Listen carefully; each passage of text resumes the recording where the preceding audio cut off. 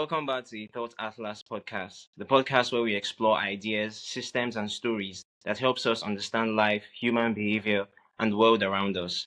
Today, I am honored to be joined by Stan Kurtz. He is the CEO and founder of Quantum Research.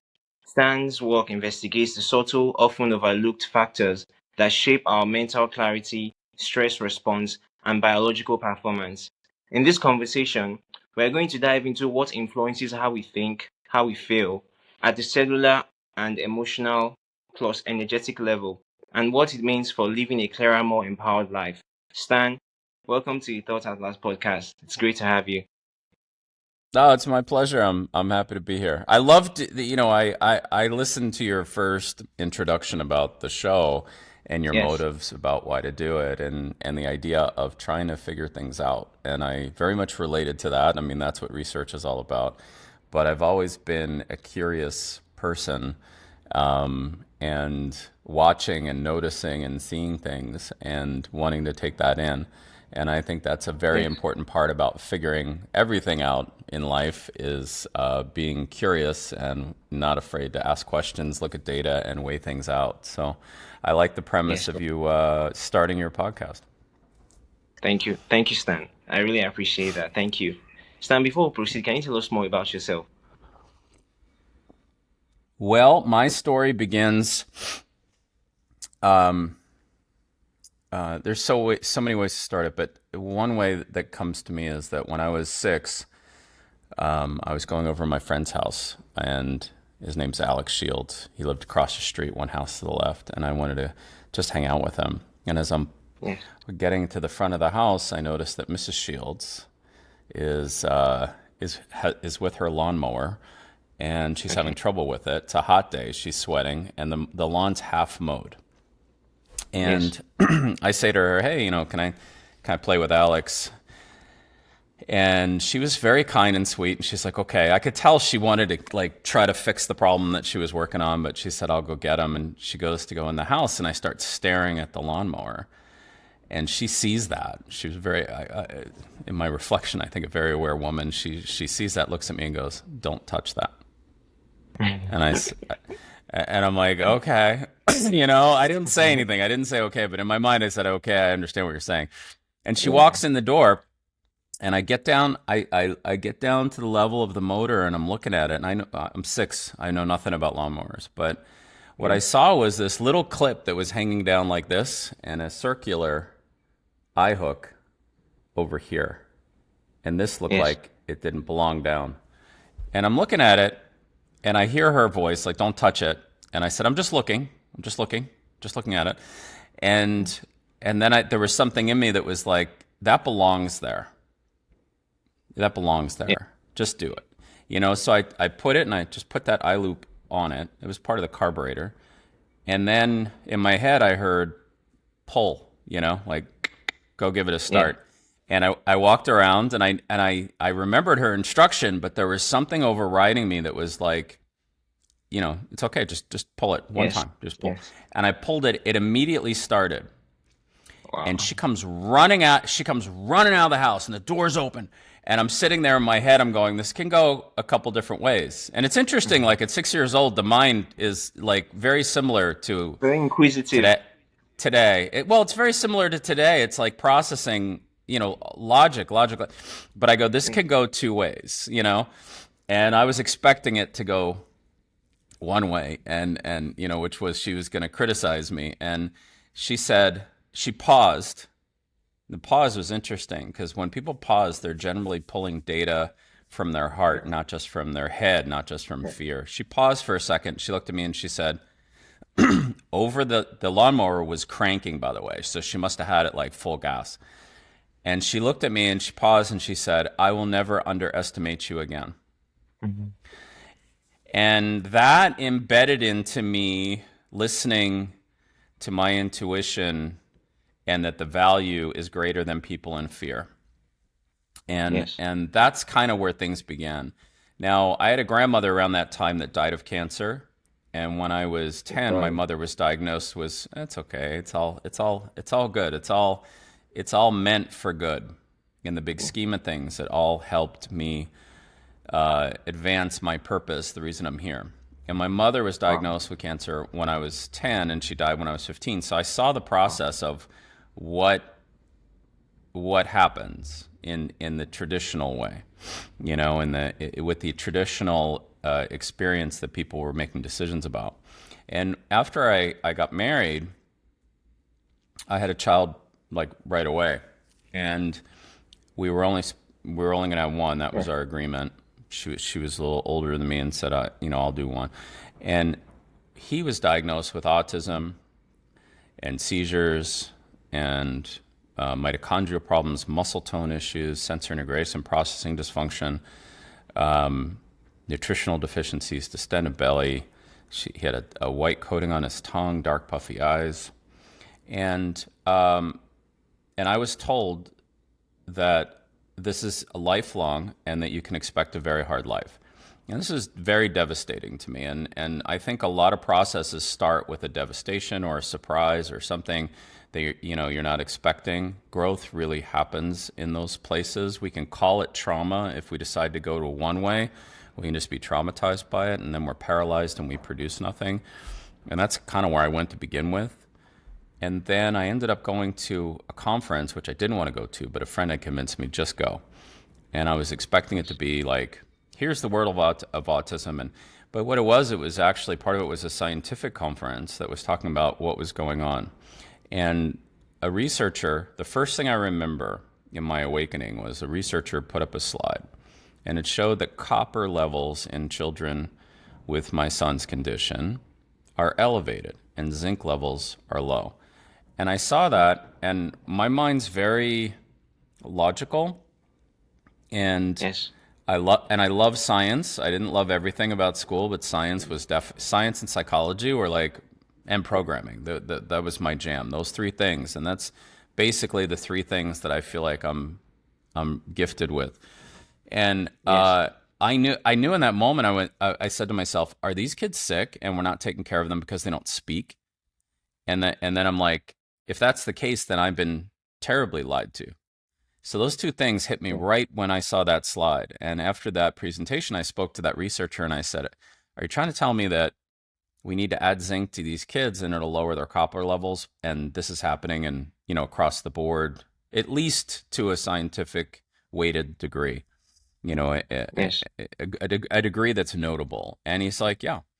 And I said, well, how many studies are there like this that exist now that show these kids have biological issues? And he's like, a lot. And then immediately I was like, how do I get all of them? And he introduced me to a researcher named Teresa Binstock, who is a woman that's on the spectrum, who just really focuses on that and helped, at the time, was helping doctors and researchers cite their, put citations in their books that they were writing. So she was like the science guru of that era. And Yes. she was at the conference, and I got to meet her, and I said, I want you to teach me how to get every study. I want every piece of information that could be beneficial.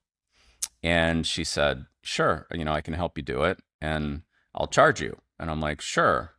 And she's like, $10 an hour. And I'm like, sure, and basically she lived in a trailer park in Colorado, lived very meagerly, and I paid her rent essentially for her to teach me how to look at science, how to look at these studies, how to find them, how to search for them, how to download them, how to purchase them, how to get university access to get ones that are only available in universities. And I downloaded and read all of them. And I spent 15 months reading every study, learning each word that's written in Latin, allele lymphoid nodular hypoplasia. What does it mean? And I Googled word by Wow. word and learned Yes. this language, but learned how to weigh evidence, learned how to understand the motives behind science, because science is just a language. It's like French. You could speak French Yes. and say something that's a lie. Science Yes. can do that too. It's science just a Yeah. language. People say trust a science. It's like saying trust a Frenchman. And it's like, Yes. sure, there's some great Frenchmen, but are they all Yeah. gonna, are they all Be gonna have the honest. same motives I do? Yes. Yes. So once I learned how to do that, and I had to, and I was utterly focused, like hyper focused on this, obsessively focused on this every day. I got through those studies, and then I saw patterns. Like, one of my gifts is seeing patterns. I'm really good at, somebody says something 3 days ago, and then they say something else today, and they're connected and it can help them. I generally Yes. make those connections. I did the same thing in the research I saw. So I'm really good at remembering the numbers in the studies, what they meant. I'm really good at discerning motives of people by taking a look at what they've published in the past. If everything is based on an agenda, you'll see it. If things are based on a curiosity, a curious exploration of truth, and potentially weighted towards natural remedies or a person's holistic health, you can kind of trust that their motives, if they're going to invest all that time in it, are based on that. So I learned those sort of techniques of weighted evidence and then patterns. And 750 studies led down to about 6 or 7 things that were potentially underneath. If you look at, like, one pattern could be infections, another pattern is toxins. Toxins Yes. breaks into, like, heavy metals and pesticides. Yes. Infections breaks down to bacteria, fungus, and parasites. And if you look at that, then you can sort of simply think about anything. And that's why, like, one of my philosophies is, if it's not easy, it's not true. In other words, you don't have a perspective of truth if it's not easy. Truth is always easy. And Yeah. and like, what I do every day for people today, if you fast forward 22 years from now, the things that we see here are like miracle level stuff. And I tell people all the time, it's actually easy. We break it down to easy. And if it's not easy, it's not true. Somebody comes in and says, "Oh, I've done a 6 month parasite cleanse." I'm like, "You haven't. There's no way, because because it only takes like 3 days to take out. If you do it right, it only takes about 3 days to take out 1 million parasites from your body. Yeah. 3 days. So Wow. if you did a 6 month parasite cleanse, you didn't, because if it's not easy, it's not true. True. So anyway, that's a little bit the background that got me into this work, was really the love of my child. I recovered from my own illnesses that I had lifelong, which was irritable bowel. I had food allergies, sensitivities. I had sensory processing issues. I had visual tracking issues. The idea of coming up with words, even being on a podcast, being anything public, reading was impossible, reading out loud, all that stuff. So I Wow. was dysregulated in my body, and through the work of helping my son not be dysregulated in his body, when I was running an experiment, if I was going to try something, I was always trying it on me. And what was happening is that I, Yeah. like, was having these wow moments when I was trying different things, and I'm like, holy cow, I've never felt like this before in my life. I feel so clear. This is what normal people feel like. I had a lot of those experiences, and that helped to guide me into what to consider trying, the safest possible thing first, the little more risky along the way, until my son, by 3.5 years old, was actually recovered from an illness that they said would last a lifetime. So that's kind of my background. Question one. Wow. Back to you. That's wonderful. That's wonderful, Stan. I love the breakdown of everything. And I'm glad that you were able to discover your life's work, which is currently what you're doing right now. I'm so happy for you, Stan. So, on to our question one. Your Thanks, research man. spans stress, clarity, and hidden biological factors. For someone unfamiliar with your work, how would you describe the core insights you're trying to uncover?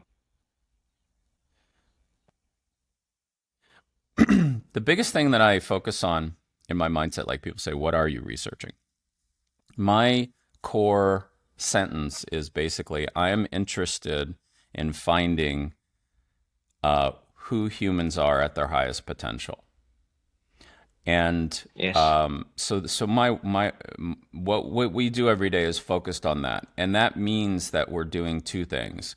We're removing blocks that are physical and also emotional and also spiritual. We're removing blocks that are in the way for people in being able to be their best.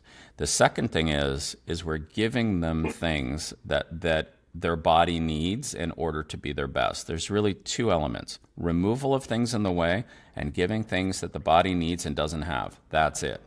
It's as simple as that. So all of our research is in understanding what are these things that are in the way, how to get them out, and what are things the body needs, how to get it. That's it. See, I like to keep things simple. Very simple. That's actually very. It's simple, but it's quite detailed. Honestly. Moving on. One idea you Ah. talk about is how one idea you talk about is how unresolved stress or load factors quietly shape how we think and perform. How does uncovering these hidden Yeah. influences deepen our understanding of human behavior? Okay. So where this came from originally is during. I'll tell you where I pinpointed the breakthrough from my understanding was during COVID. And what I was doing, I found ways to take care of COVID during COVID in the early days.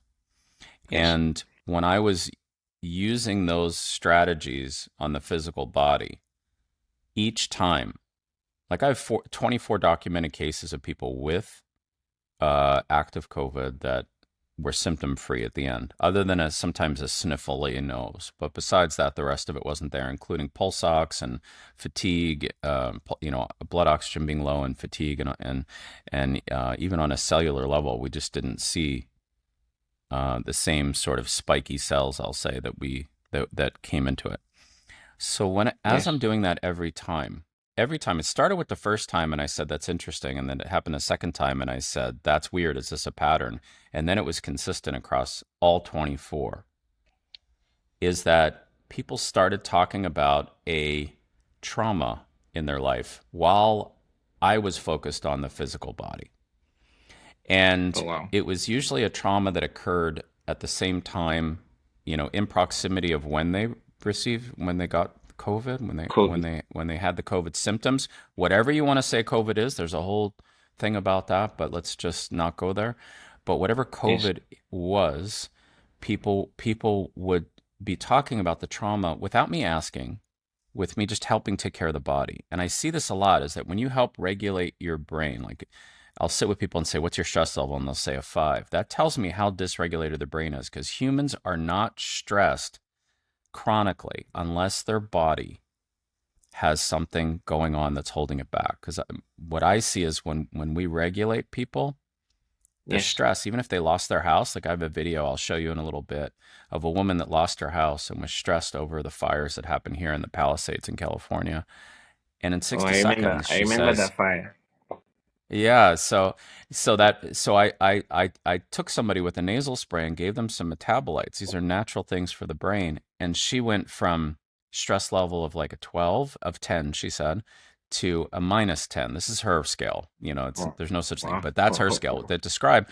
And it all happened because she had metabolites that were given to her brain, to the best of our knowledge. And that showed me what I continually see all the time, which is when your body's regulated, there's nothing in the world that's stressful. It's just logical. In other words, something happens and you have some emotion around it. That's fine. There's nothing wrong with not being emotional. That's an important part of being human. But then the next thing is, what do we do next?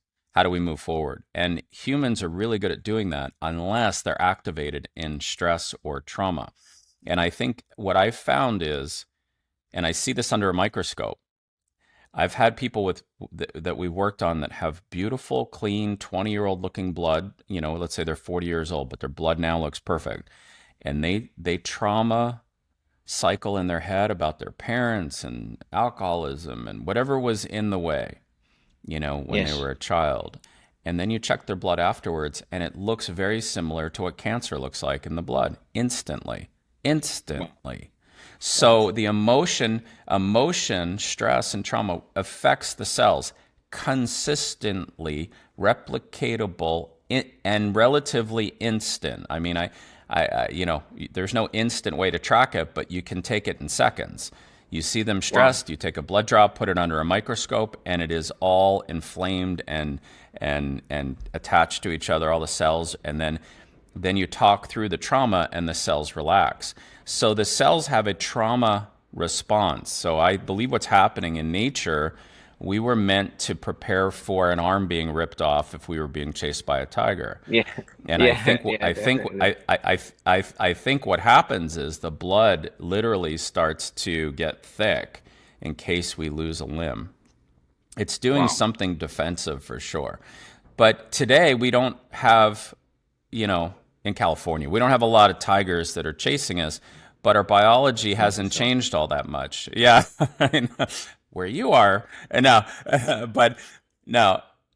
So but trauma puts that body in that state. And we live in a world Yes. that loves to traumatize us, loves to keep us Yeah. in fight or flight. Every And single day. exactly, and those people are more likely to get infections if the blood is in that state, in my view, because when it's in a normal, healthy state, it looks like people Yes. are bulletproof.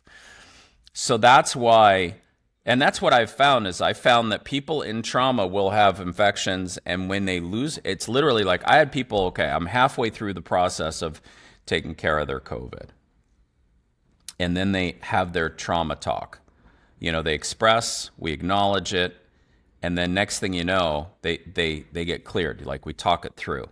We find a benefit in what they thought that was the worst thing in the world, or we see it in a larger context, or we apply faith to it and understand that it's something guiding them to something good, and they relax. Yes. As soon as that happened, and many people, it was so profound, in the moment, the COVID was gone. The symptoms were Wow. gone. And I wasn't finished. So I can't say that I did this wonderful thing from something I found in Mexico. I can't say that. I can say that that person, when they released their trauma, their body just went whoop, gone. Yeah. So Wow. I see this consistently, and I see it as being the number one thing the body. You see, the body has certain processes. The more you understand it molecularly, you can see that systems generally lean one way or the other, and they flip as needed. It's kind of like the way I describe it is: imagine in this room, okay, you have maintenance. You've got dirt on the floor. You've got trash cans that could fill up, right? And those Yes. things, when things are calm, that you would do. But if somebody came in here and lit the wall on fire, those trash cans are not very important, nor is the dust on the floor, right? No, definitely. And so the fire I would describe as an infection. It's more important than the trash in the body, and that's how it works in the body.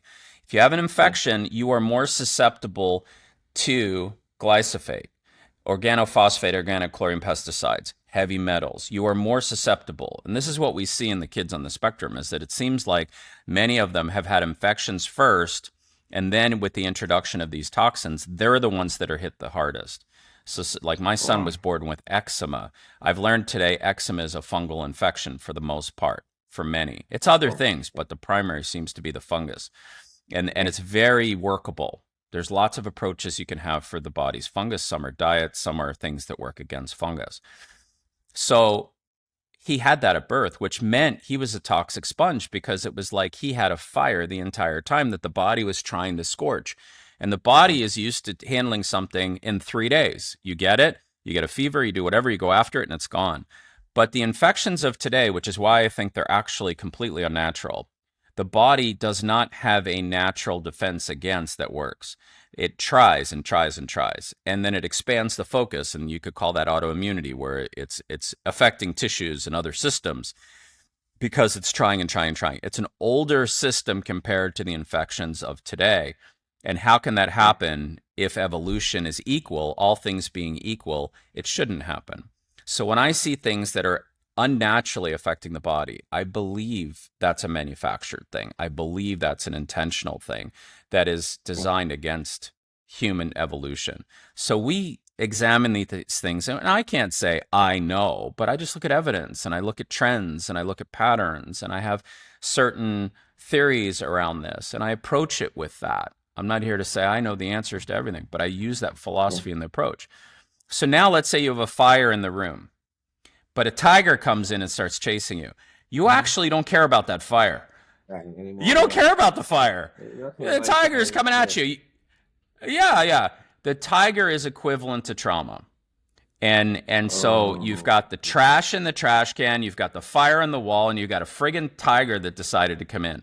And those are the three things that actually perpetuate challenges inside people: trauma, infections, and toxins. And that's all I see. And toxins can also be external factors like EMF and targeted radiation, things like that. That's also a toxin. So we think of toxin as something we can consume or shoot in us. It's also what we breathe. It could be what we breathe, and it's also things we cannot see. And all those things that affect the body. And the thing I want to throw in is that this body of ours, we look at each other, right? And we see lots of skin, and we know we drink water. But the thing is, we are electrically based beings. So if you're an electrical based being, and how well you create energy and conduct it, if that's important, like, for example, your keyboard. If you were to take something, okay, see how stressful this feels, and I start doing this over the keyboard, that's crazy, right? Yes. These are the toxins and infections of the world. Our keyboard is our inner body. So if we put too much in, there is no going back. And if we've got some stuff in there and the keys are sticky and some work and some don't, that's how humans are acting out there. They are working on partial potential because they've been sprayed with pesticides. You know, they have taken, let's say, they've been shot with things that have heavy metals in it, and formaldehyde, and monkey kidney and things like that, or technology. It seems like today. And I'm not an expert in that. I can show you evidence, but I'm not an expert. So I'm not here saying, you know, I don't want to open up the whole vaccine thing and say anything about it other than it doesn't make sense for the keyboard to have anything poured on it if we care about the keyboard working. And we know you can logically look down and go, I have to be careful if I drink over that thing. We don't have that same approach to the human being. We're like, oh, somebody said I'm supposed to pour coffee on it because it's healthy, without thinking. Mm-hmm. And that's how we approach what we eat, what we breathe, what we inject into us and our children, and how we approach the world. I'm the opposite of that, which is I believe that God made humans amazing, and by themselves, they are enough. In fact, they're their best. And your body made 1 million decisions that allow it to survive as you're sitting there while you woke up and got into that chair. 1 million decisions were made. Now, if you want to tell me that body is there's something wrong with it, and because it was made wrong, I have a problem with that because I can only see magic in it. So unless there's something in the way that is stopping it from being its best. So I don't believe in the idea that you minimize the response from the body. I'm a believer of, you think about, why is the body, knowing that it's perfectly amazing, why is it doing what it's doing? Why is it that your nose is running? Why is it that you cough consistently? Why is it that the immune system creates an irritation on the skin? Not that it's a mistake, that there's an intentional cause, and my job as a human being, caring about other human beings, is to believe in the body, believe that there's a root cause, and support the body in the root cause, not limit its ability to take care of it by, taking an aspirin or a steroid or something else. I'm all about why did it happen and how do you take it out.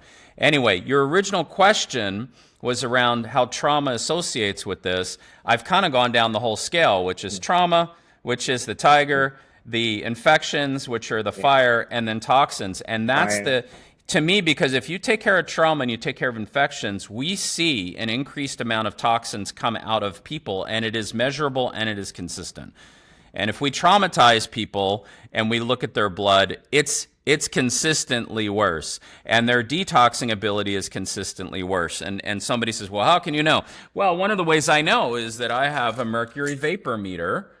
It's a $15,000 device, and I can put it up to your hands and feet, and I can measure your mercury excretion if you're calm or if you're stressed.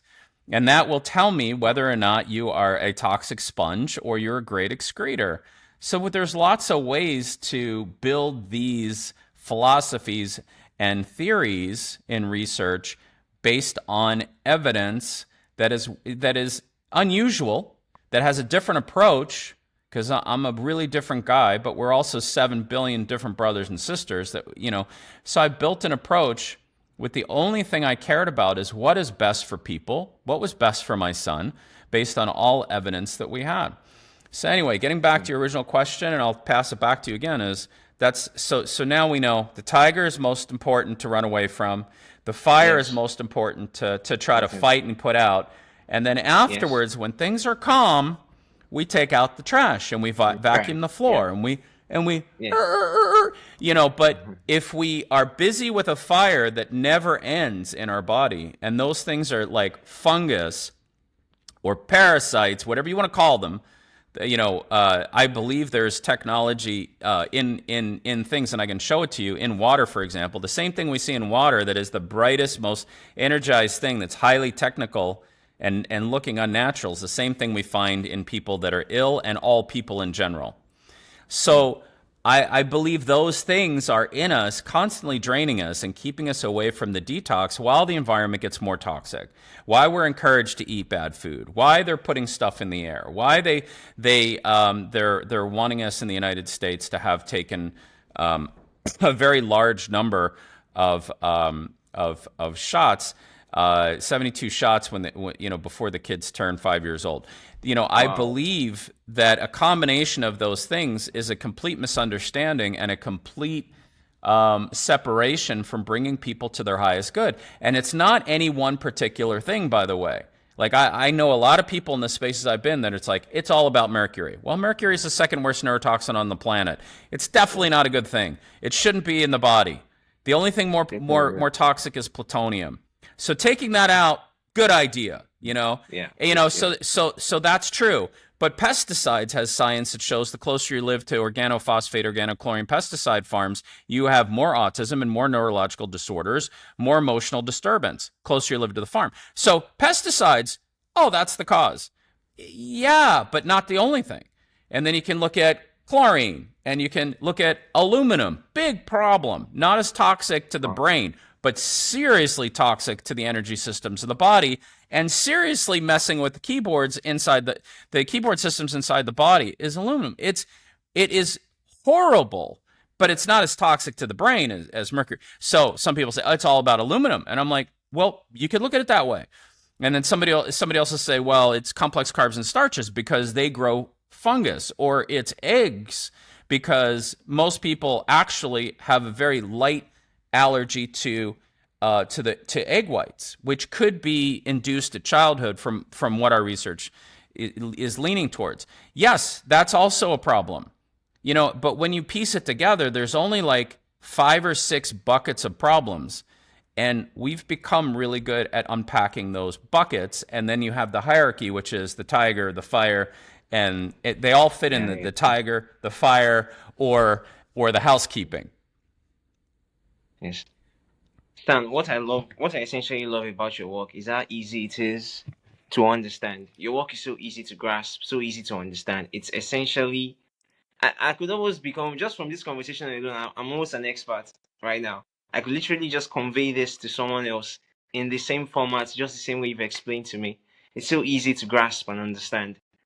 So I wanted to ask you a question. From your research and everything you've done over the years, what is one practical shift someone can make tomorrow to feel more grounded, more clear, and more connected to themselves? One practical shift that can help people be more grounded and more connected to themselves. I think, there's so many ones that I would love to give, but to me, the baseline for me is to know that it's really to come to the awareness. It's kind of like 12 steps. In order for you to get better, you have to recognize that there actually is a problem and admit to it. And this isn't about, oh, well, I'm an alcoholic or something that you're trying to figure out. It's more like I am not at my best potential. And there's a lot of reasons people are out there and they don't want to do anything about it because usually it's trauma based. Like, oh, well, I'm too heavy, so I'm not going to get promoted to be a forklift supervisor, so I deserve to be small. Another is, well, I'm getting older, I deserve to have aches in my body and my brain fog. Another is, well, my parents had Alzheimer's, so I'm gonna. Right. There's all sorts of reasons to accept your current state.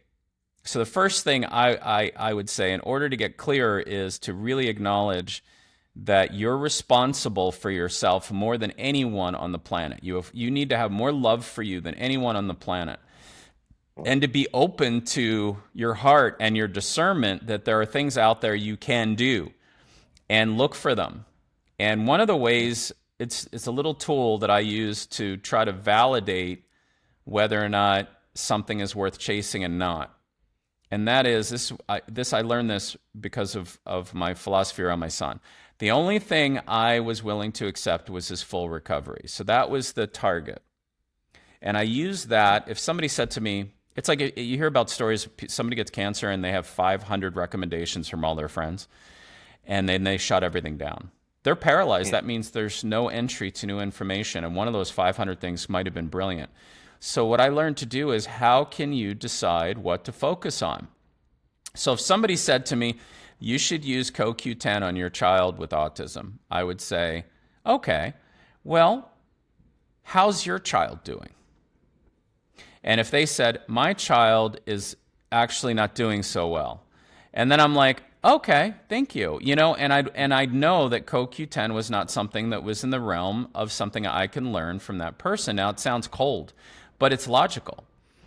And if I said something, you could also say, do you know of anyone that had a full recovery, which is what I want, that was using CoQ10, along with maybe other things. But in other words, what is the evidence that would say that your recommendation is more valuable than the other 100 that I'll get today? You give somebody the opportunity. You look for someone who has something you don't, and you ask them how they ended up getting it. It's like you ask them how they ended up figuring it out, that type of thing. And I love this, by the way, because our host got kicked off, so this is still recording, so it's just you and I. So when I started doing that, I'm just going to speak to you guys until he comes back. When I started doing that, when I started discerning data, it made it very easy for me to hear new data. Because before I would be like, oh no, not another recommendation, not another thing I'd have to go in a rabbit hole for and spend a month on.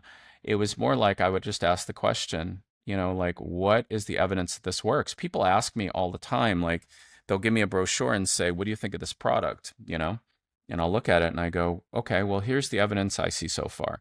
I see evidence that there's a tree that's probably dead because of this.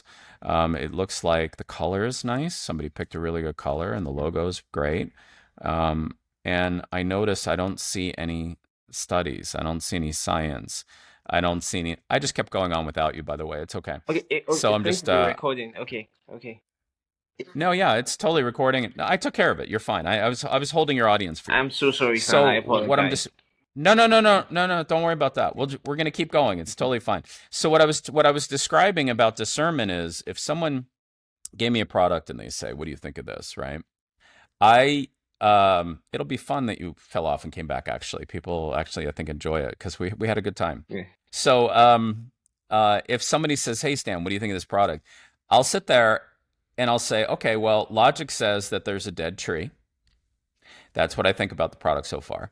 Because I'm seeing a piece of marketing. There's no product here. I'm seeing a piece of marketing. This is how the logical mind thinks. And I go, oh, well, they picked a nice color and it looks like they have somebody that understands logos. Now I'm looking at this. I see no scientific evidence to support the claim that CoQ10 or whatever it is good for you. I don't see a link to websites that talk about testimonials from people that have had an outcome I'm looking for. So all I see is a piece of marketing material. That's what I think of this product.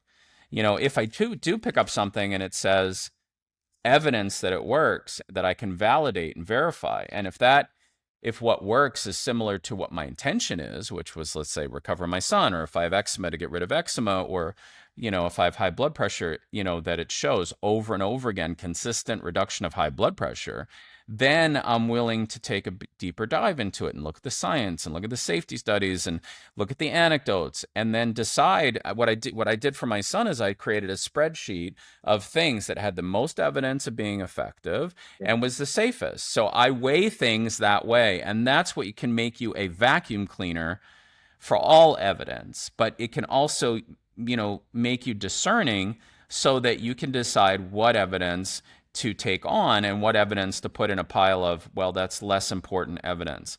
Because in the world out there, there is more data than you can consume. But you want to be a high turnover of a person that can consume data and decide how to measure it. For example, what you did in your introduction to the podcast, you said, I want to talk to whatever the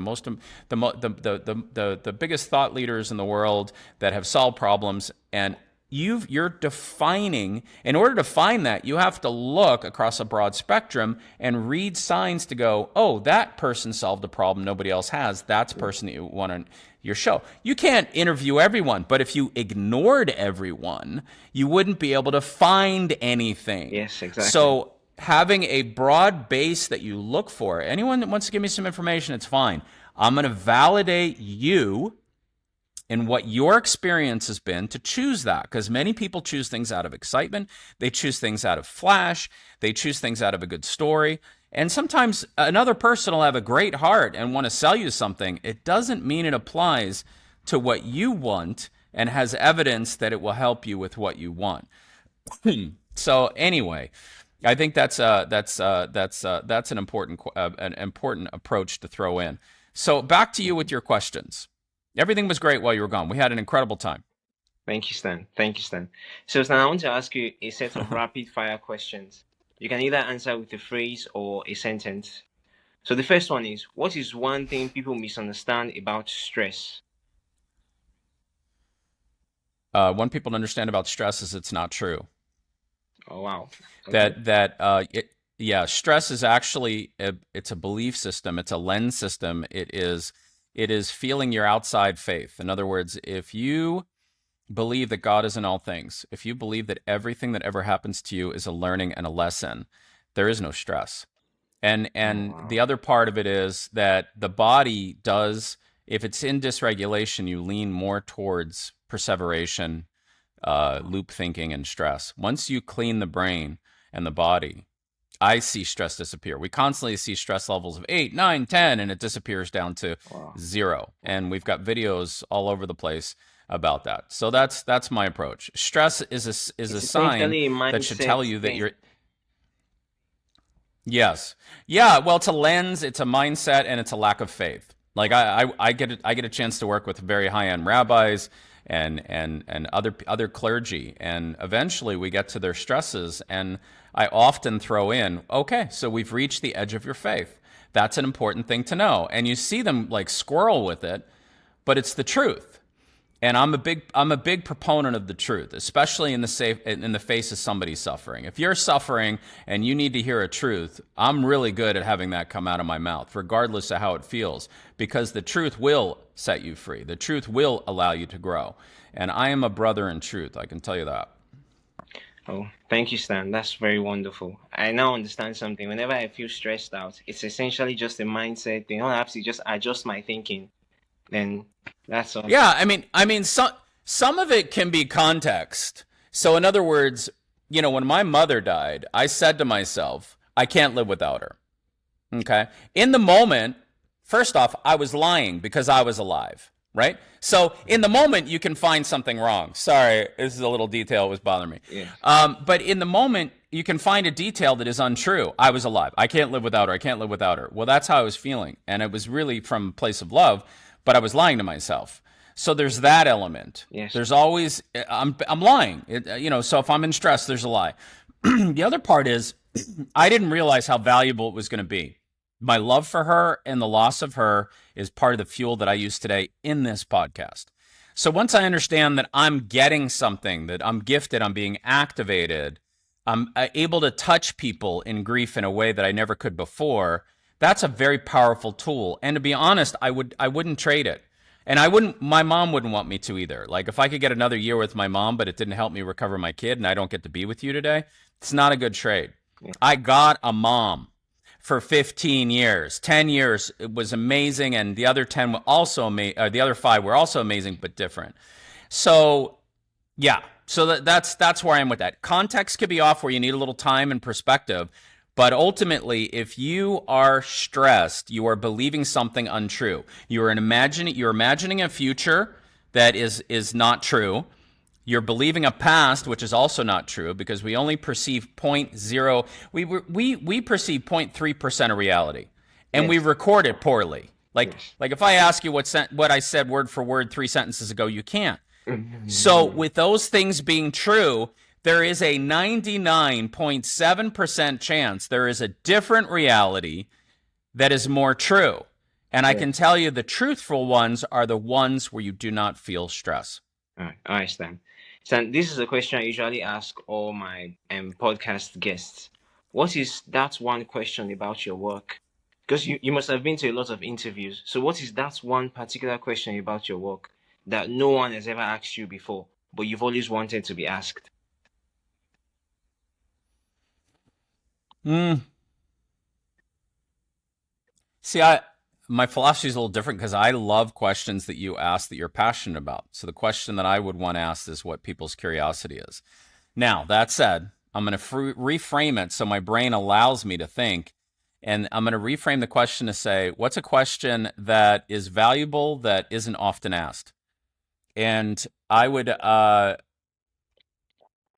people want to know, like, what is this process like? To experience this. Yes. And that's never been asked in a podcast. So I'm going to use that one to answer you, but I have to stay in my brain's integrity to be able to answer, or else it won't answer. So, because I don't want a question asked, I am open to questions, and I want to answer one that's valuable. So that's what I use to get the answer from my machine. And what is this experience like? Well, what I would say is, if you want an extraordinary result, doing something extraordinary is the only way to get there, unless you're surprised or you get lucky. So people will call and say, I want to talk to me. I want to talk to Stan. I want to learn everything. I don't take the call. People try to talk to me and tell me all the troubles they're going through. I don't take the calls.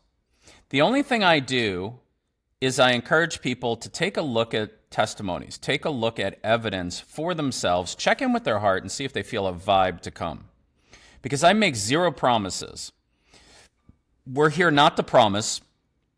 We don't diagnose anything, and we don't treat anything. What I do is I am in the business of researching what can get someone to their best potential. It's different for every person, and that person is going to be different walking in the door than the person on the phone who generally is in trauma trying to get her handle on fear about doing something new. It's all about, I just don't want to do something new. Can you just extract it out and do the work for me? There's no such thing.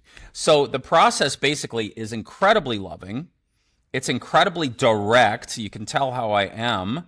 I'm very direct. I'm very loving and supportive. And it's very easy. And it will be extraordinary compared to anything you've done before because the results are extraordinary. And I don't make it extraordinary.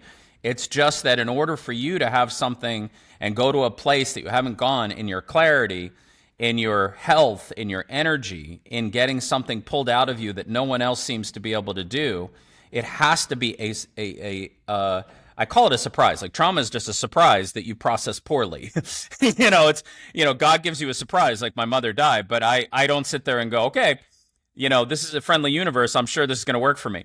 So there is a surprise. So in other words, you learn from your blind spots. The things you don't see and you discover are the things that show you a world you haven't discovered.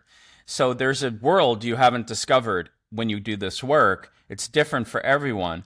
I can tell you we make it so beautiful and people walk away not wanting to leave. Like one of the hardest processes we have is saying to people, you're good, you're complete. It's time for you to go. And they're like, but I just want to stay and I just want to sweep the floors and how can I serve and it's like, we've worked together for a lot of days. It's time for us to go to sleep, And so that's how I would describe the work that we do. And the question would be, what's it like? And I would just say, it's not like anything I can describe because it has to be in your blind spot. Like one of the things I look for when people come in and they have their resume of all things that they've done, if I listen, I'm listening for what they didn't do, which means I'm going to have to show you something that you've never done before.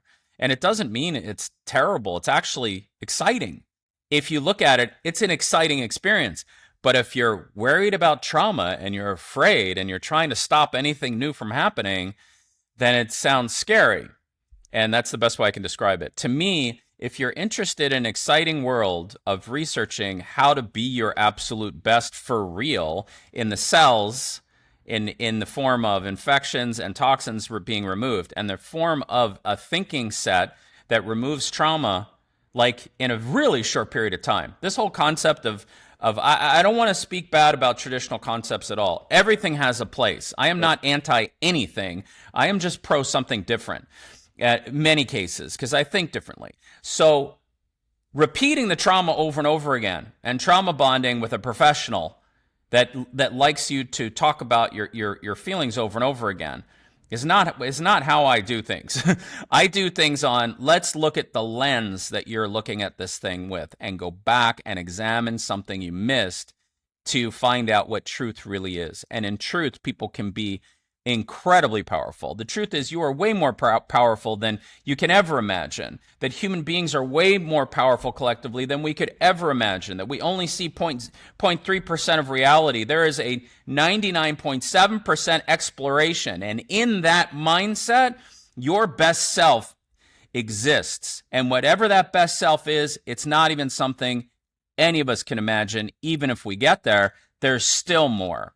It's unlimited. And that mindset can clear out all this low-level bullshit that is holding people back and making humanity attack each other and hate each other and forget that we're all brothers and sisters in the same cause. Yes. So that's what I have to say about that. But, in a real casual way. Yes. Because I could be a hell of a lot more passionate about this stuff, to be honest. But I'm just going to stay at this level for now. Honestly, Stan, I love the way you bring things into perspective. I love the way you explain things. You break it down. You make it so understandable. Like I don't want to, boast or make myself seem like I'm very intelligent or anything, but I absolutely understood everything you explained to me today. I think later in the day, I'm going to explain these things to my siblings too, because I'm currently home with my family. So I'm going to do that. Stan, I thank you. Thanks so much for coming on the platform. Stan, before we wrap it up. Well, here's something I want to say to you. Okay. Here's something I want to say. It's very important to say to you. You are intelligent. You are very capable. Don't ever think you're not, because you're one of 7 billion God-given people on this planet, and you are given gifts. And the way I look at you, or me, or any brother and sister, is that we all got $1 from God. And you might have more quarters and I have more dimes, but we have equal value, equal energy, and equal ability. It just looks different. If you put you and I in different arenas in life, you can outperform me. If you put us in different arenas, I might be able to outperform you. But what measurement are we talking about?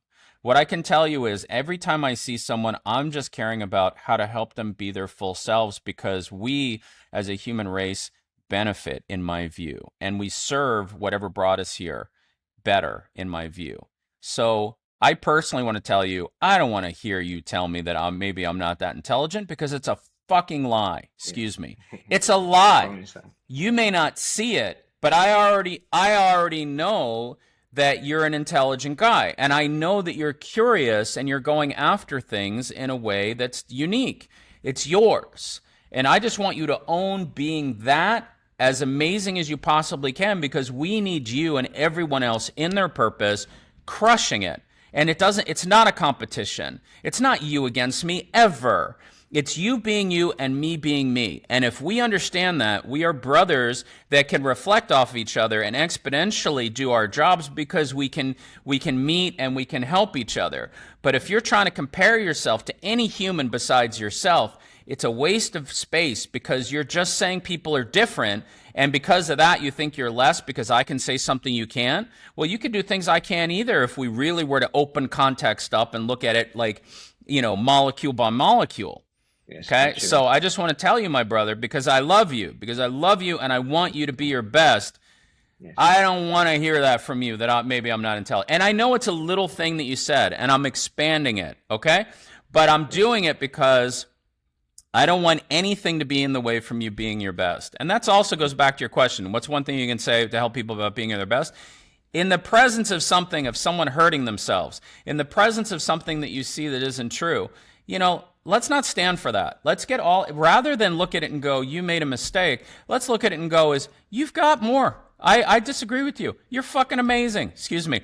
I don't like to use language all that much, but when I'm really in my vibe, it slips out. So forgive your family. If you've got an 8-year-old in your family, I apologize.